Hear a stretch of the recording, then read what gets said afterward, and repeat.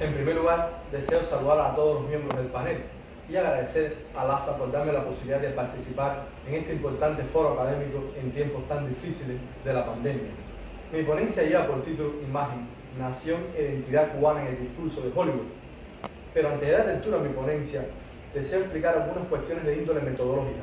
y es que precisamente mi estudio se sustenta en un enfoque historiográfico que tiene en cuenta el análisis cronológico de los filmes analizados y su relación con el contexto histórico,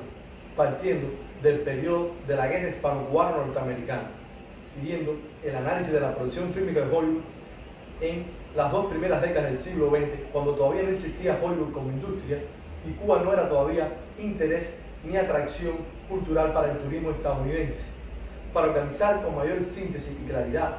mi exposición, he decidido estructurarla a través de distintos acápites. El primero lleva por título El cine que llegó con los Rough Riders.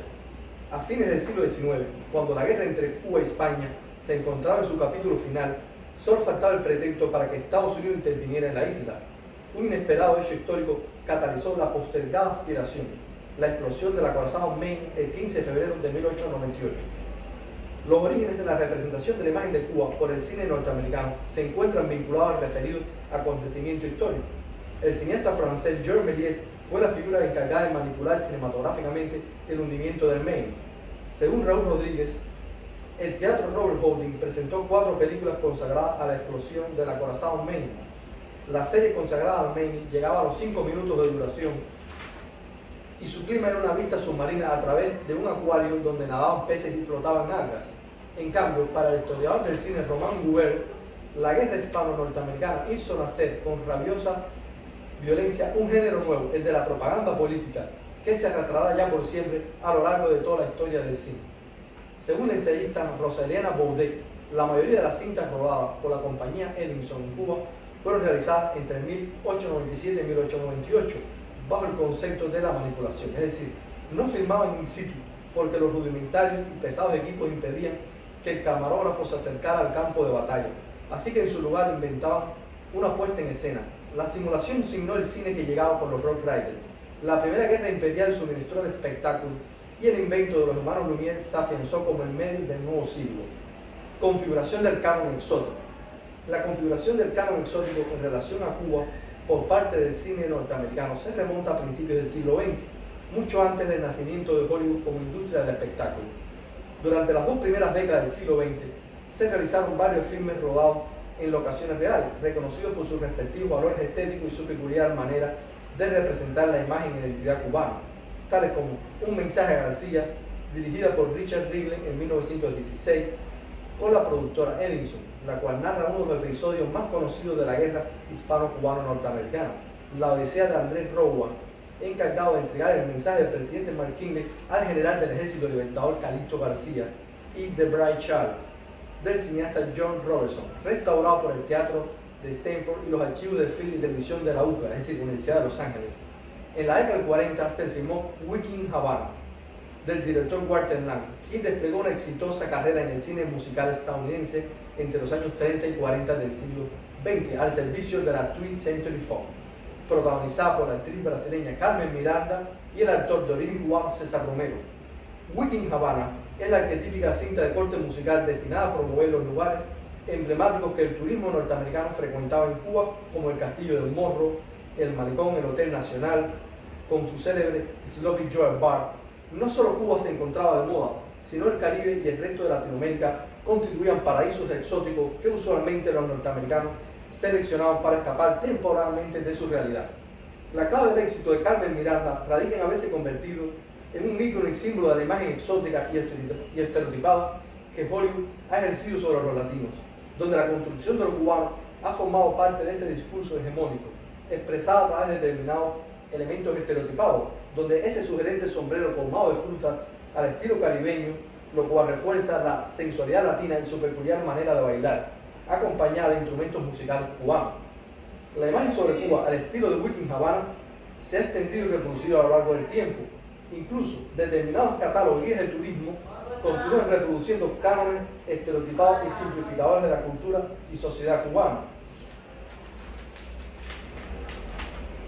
Otro de los filmes rodados por estadounidenses en Cuba durante esas décadas, que ha tenido notable impacto y considerado por la crítica especializada entre los mejores, es Rompiendo las Cadenas, realizada en 1949 por el destacado John Huston, basada en la novela Rorschach de Robert Silvestre, única cinta filmada por este ícono del cine negro, cuya trama se ubica en el turbulento panorama social y político de la tiranía de Gerardo Machado, protagonizada por Jennifer Jones, John Garfield, Pedro Mendalis y el actor Ramón Novarro. El mérito principal del filme radica en su denuncia de los males sociales. En lugar de producir una comedia escapista y exótica como Wiki en Havana, Huston intentó penetrar en los conflictos políticos de Cuba sin profundizar en su raíz estructural, el estatus colonial de Cuba y las profundas desigualdades derivadas de una economía dependiente del capital estadounidense y la industria azucarera. El canon estético de los 50. En la década del 50 continuaron filmándose cintas norteamericanas en Cuba herederas de los referidos cánones, al prolongar la construcción de una imagen estereotipada sobre nuestra identidad, tales como Havana Rose, dirigida por William Boydin, Santiago, producida en 1956 por la productora Warner Bros., cuya pretensión de mostrar cómo los Estados Unidos habían liberado a Cuba provocó gran indignación entre los cubanos. Efé en Havana, ambas producidas por Dulles Pictures de Cuba. El filme Santiago, analizado con rigor conceptual por el referido historiador, fue dirigido por el popular cineasta Gordon Douglas y está basada en la novela de Martin Reiki, quien también corrió a cargo de la producción del filme. Su realizador apeló a los códigos del western para narrar una inusual historia sobre el apoyo de los estadounidenses a la libertad de Cuba en plena guerra del 95. Santiago es un filme mediocre con pretensiones propagandísticas que responden a las matrices ideológicas de Hollywood al desvirtuar el contexto histórico donde se ubica la trama, con grandes imprecisiones en la selección de las locaciones. Con la cinta El Viejo del Mar, dirigida por George Turge, Henry King y Fred Zinnemann, se intenta llegar más lejos al utilizarse locaciones auténticas en Coquimbo, lo cual tampoco garantizó su calidad estética. Según la crítica especializada, el filme no logró situarse a la altura del libro homónimo del escritor estadounidense. Según Orlando Jiménez Leal, uno de los realizadores del polémico documental PM, aunque el pueblo de Kojima sí era real, los cielos que aparecen detrás del personaje del pescador Tracy no eran los de Cuba, quien muy joven fungió como asistente de cámara de Floyd Crosby, el director de fotografía del filme, ícono fílmico de la Guerra Fría. En 1969, en el contexto más ágil de la Guerra Fría, el director canadiense Arthur Hiller rodó Poppy, protagonizada por Alan Arkin y la actriz boricua Rita Moreno, divertida parodia sobre la política migratoria ejercida por Estados Unidos hacia Cuba. La cinta deviene una sátira a la ley de ajuste cubano. Aunque Poppy no resulta una obra de grandes pretensiones en lo estético, trasciende por su discurso crítico al visibilizar por primera vez problemáticas inherentes en tanto a las comunidades puertorriqueñas como cubanas, con una originalidad increíble. Scarface, la criminalización de la imagen de Cuba.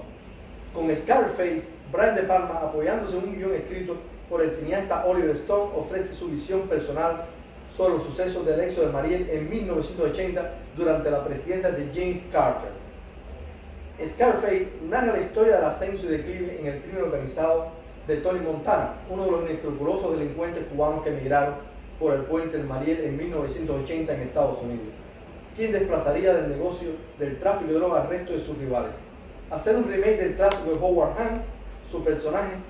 protagónico Tony Montana constituye una galería de Tony Camote, aunque situado en el plano de la ficción.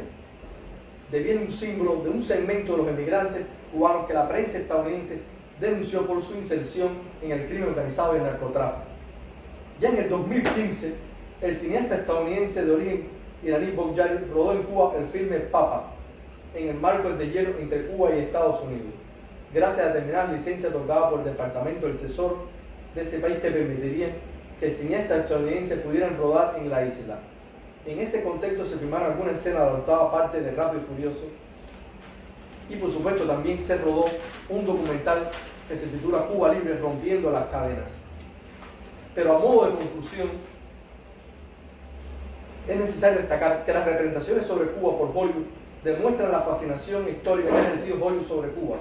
evidencia del histórico interés de una industria por erigirse como etnógrafo cultural sobre los latinos, canon representacional donde se inserta también la imagen sobre los cubanos, su cultura e identidad. Muchas gracias.